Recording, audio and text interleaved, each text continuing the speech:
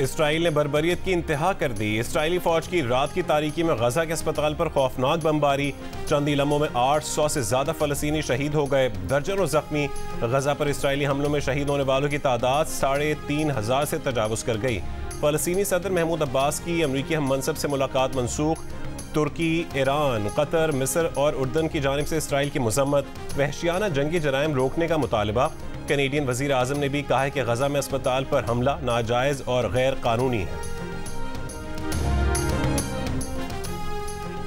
Israel के जराइम जारी रहे तो दुनिया भर के मुसलमानों और मज़ाहमती क़ुव्वतों को कोई नहीं रोक सकता।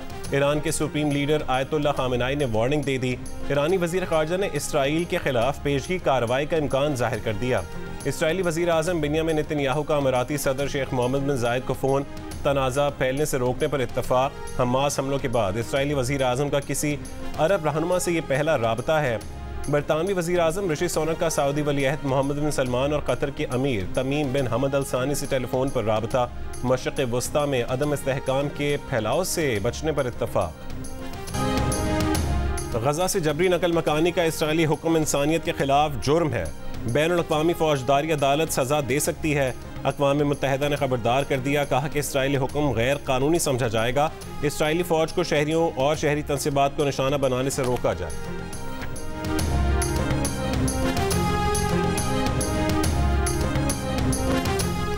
फ़लस्तीनी अवाम को पाकिस्तानी कौम की मुकम्मल सिफारती, अखलाकी और सियासी हिमायत हासिल है। फ़लस्तीन की सरजमीन और मुसलमानों के मुक़द्दस मकामात पर गैर कानूनी कब्जे के खात्मे के लिए असूली मौक़िफ़ की हिमायत जारी रखेंगे।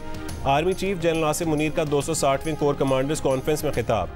फोरम का गजा में इसराइल की ताकत के इस्तेमाल से मासूम शहरियों की जानी नुकसान पर इजहार तशवीश।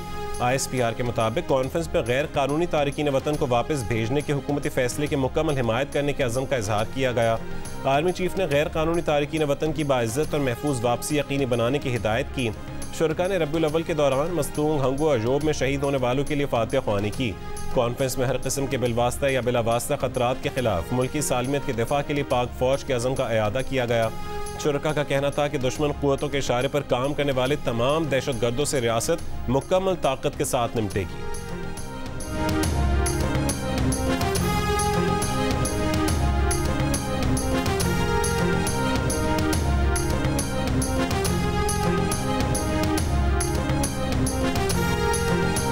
जियो न्यूज़ की टीम, मैं अली इमरान सैयद और हमारे senior most correspondent Tariq, special correspondent Tariq Abul Hasan, हम यहाँ बैरूत पहुंचे हैं सूरत हाल का जायजा लेने के लिए और ये कि जुनूबी लबनान भी मूव होने के लिए लेटर स्टेजेस में। तो आज भी हिजबुल्लाह और जो इसराइल है उसके दरमियान झड़पें हुई हैं। यहाँ लबनान में सूरत हाल कशीदा है।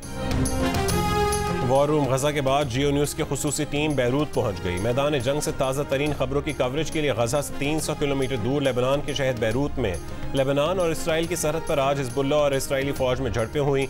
दोनों तरफ जानी नुकसान हुआ। जियो न्यूज़ के नुमाइंदे तारिक अबुल हसन और अली इमरान सैयद पल पल की सूरत हाल बताएंगे।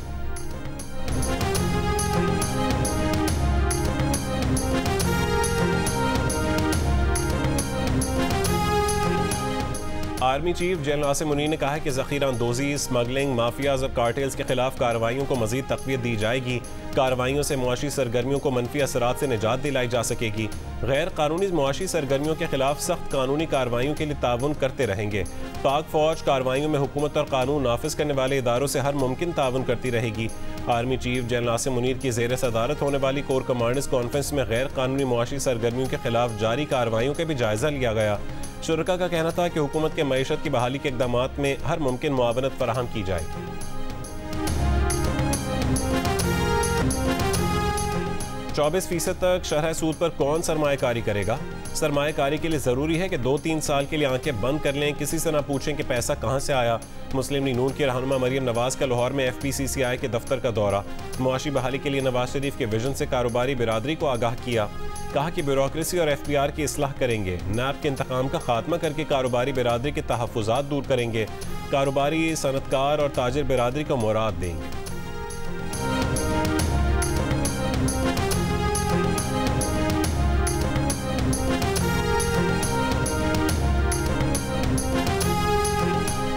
निगरान वज़ीर आज़म अनवारुल हक काकड़ की बीजिंग में रूस के सदर व्लादिमीर पुतिन से मुलाकात, बाहमी दिलचस्पी के उमूर पर तबादला ख्याल। चीनी सदर का बेल्ट एंड रोड फोरम में शरीक रहनुमाओं के एजाज़ में शाइया। निगरान वज़ीर आज़म की भी शिरकत। थिंक टैंक और स्कॉलर से गुफ्तगू में अनवारुल हक काकड़ ने कहा कि पाकिस्तान के लिए चीन से दोस्ती का रिश्ता सबसे ज़्यादा अहम है।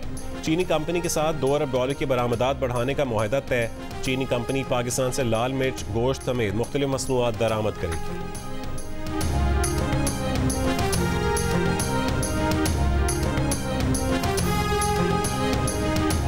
PTI वफ़द की सदर आरिफ अलवी से मुलाकात। ऐवान सदर ने तस्दीक कर दी। ज़राए के मुताबिक चेयरमैन PTI ने सदर आरिफ अलवी को इंतखाबात के लिए किरदार अदा करने और दीगर जमातों से मुज़ाकरात का पैगाम भिजवाया है। निगरान हुकूमत का भी पाकिस्तान तहरीक इंसाफ की क़यादत से राबता। निगरान वज़ीर इत्तलात मुर्तज़ा सोलंकी की PTI रहनुमा शफ़क़त महमूद से मुलाकात। PTI के एलानिये के मुताबिक मुलाकात इंतखाबात में शिरकत के मसावी मवाक़े और कौमी मफ़ाहमत से मुतालिक गुफ्तगू की गई। निगरान वज़ीर इत्तलात ने कहा है कि ये सिर्फ पुराने दोस्तों से मुलाकातें हैं, इनमें सियासत शामिल नहीं है।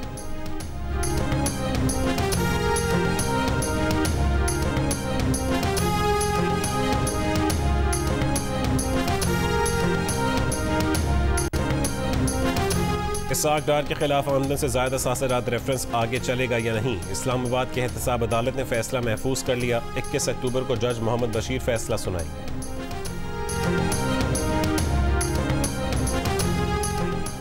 चेयरमैन PTI शाह महमूद कुरैशी पर साइफर केस की फर्द जुर्म 23 अक्टूबर तक टल गई। खुसूसी अदालत में साबिक वज़ीर आज़म और साबिक वज़ीर ख़ारजा शाह महमूद कुरैशी को भी लाया गया था। चेयरमैन PTI ने अदालत से घर का खाना लाने की इजाज़त और वर्जिश की साइकिल की फरहमी की भी दरख्वास्त दायर की।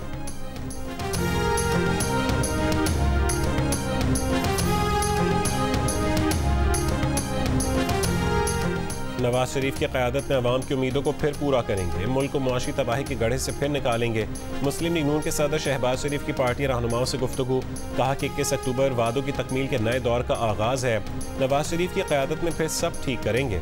मौलाना फजल रहमान से साबिक वज़ीर ख़जाना इसाक डार की मुलाकात। मुल्क की सियासी सूरत हाल पर गुफ्तगू।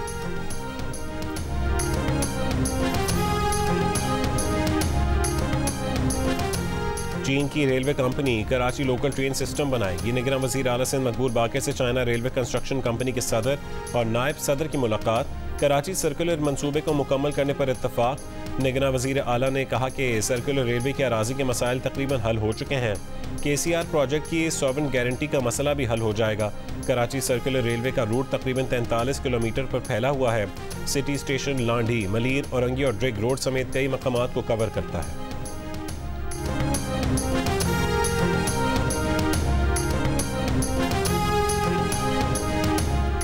सुप्रीम कोर्ट में बहरिया टाउन प्रोजेक्ट्स केस से मुतालिक मलिक रियाज हुसैन की सुप्रीम कोर्ट में मुतफरिक दरखास्त। रजिस्ट्रार ऑफिस का बहरिया टाउन की मुतफरिक दरखास्त लेने से इनकार।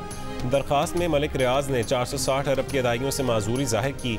कहा कि इतनी बड़ी अदायगियों की वजह से बहरिया टाउन मार्केट में मुकाबला नहीं कर पाएगा। अदालत मुतफरिक दरखास्त पर हालात व वाक़यात की रोशनी में मुनासिब अहकाम जारी करे।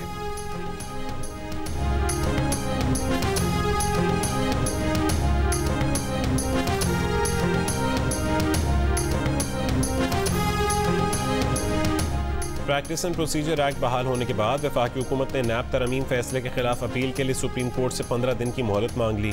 अटॉर्नी जनरल का कहना है कि फैसले के खिलाफ अपील में इजाफी ग्राउंड शामिल करने के लिए मोहलत मांगी है। प्रैक्टिस एंड प्रोसीजर एक्ट के तहत अब अपील का हक मिल गया है।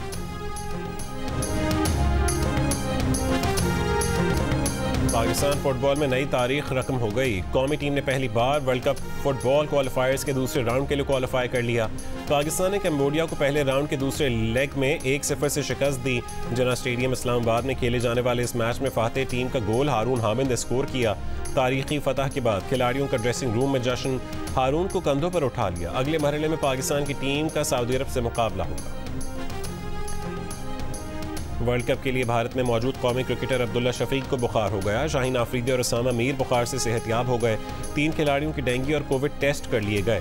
टीम ज़राए के मुताबिक प्लेयर्स की सेहत पर तशवीश की कोई बात नहीं। टीम ने बेंगलुरु में प्रैक्टिस की। 2 घंटे के सेशन में शाहीन आफरीदी, मोहम्मद रिजवान, अब्दुल्ला शफीक, जमान खान, मोहम्मद आरिस और सलमान अली आगा ने शिरकत नहीं की। वर्ल्ड कप में पाकिस्तान का अगला मैच 20 अक्टूबर को ऑस्ट्रेलिया से होगा। हमारा माहौल पहले दिन से काफ़ी ज़बरदस्त है और हम काफ़ी अच्छी क्रिकेट खेलना शुरू के 2 मैचों में हमने काफ़ी अच्छी क्रिकेट खेली। कोशिश करेंगे अच्छा खेल पेश करें ऑस्ट्रेलिया के खिलाफ और यहाँ जीतते हैं और अपनी पोजीशन को और मुस्तहकम बनाते हैं। फर्स्ट स्टेप ये है कि हमने सेमीफाइनल के लिए क्वालिफाई करना है और उसके लिए हमारे पास 6 मैचेस हैं, तो हम पूरी कोशिश करेंगे कि अपने वो मैचेस जीतें और सेमीफाइनल के लिए क्वालिफाई करें। इंडिया के साथ मैच गुजर गया, वो एक बुरा दिन था। अगले मैच के लिए फोकस्ड हैं। ऑस्ट्रेलिया से जीतकर पोजीशन मुस्तहकम करेंगे। Middle order batter Saud Shakeel की जियो न्यूज़ से गुफ्तगू का हदफ यही है कि यहाँ पर आए हैं तो वर्ल्ड कप जीत कर जाएं। मोहम्मद नवाज कहते हैं कि जिस तरह हम भारत से हारे हैं उस पर तनकीद तो होनी थी, अभी 6 मैचेस बाकी हैं, हमें सब बातें भूल कर आगे बढ़ना होगा। कोशिश है कि जो कमी है उसको दूर करें।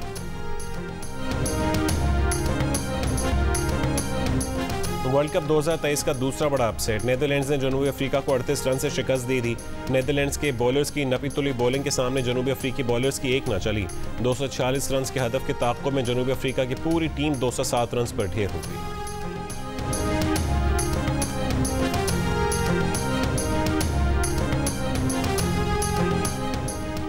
और हारना मना है में हुए वर्ल्ड कप क्रिकेट पर दिलचस्प तज्ज़िये और तबसरे।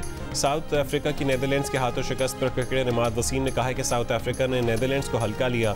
साबिक क्रिकेटर मोहम्मद आमिर का कहना था कि साउथ अफ्रीका टीम किसी मुआवजे का इंतजार कर रही थी।